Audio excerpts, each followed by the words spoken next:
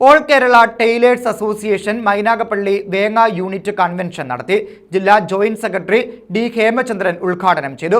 മുടങ്ങിയ ക്ഷേമനിധി ആനുകൂല്യങ്ങൾ എത്രയും വേഗം വിതരണം ചെയ്യണമെന്ന് കൺവെൻഷൻ ആവശ്യപ്പെട്ടു. All Kerala tailors association Mainagappally area Venga unit convention നടത്തി. ജില്ലാ ജോയിന്റ് സെക്രട്ടറി ഡി ഹേമചന്ദ്രൻ ഉദ്ഘാടനം ചെയ്തു. നാളത്തെ നേതൃത്വം വഹിക്കേണ്ട സ്ത്രീ തൊഴിലാളികളായ നിങ്ങളാണ്. ഇവിടെ എന്ത് കാര്യങ്ങൾ നമുക്ക് തുറന്ന് ചർച്ച ചെയ്യണം. ചർച്ച ചെയ്ത് പൂർണ്ണതയിലെത്തിക്കൊണ്ടേ നമ്മുടെ യോഗ നടപടികൾ അവസാനിച്ചു പോകാൻ പാടുള്ളൂ. അതാണ് ഒരുപാടൊന്നും സമയം നമ്മൾ എടുക്കുന്നില്ല.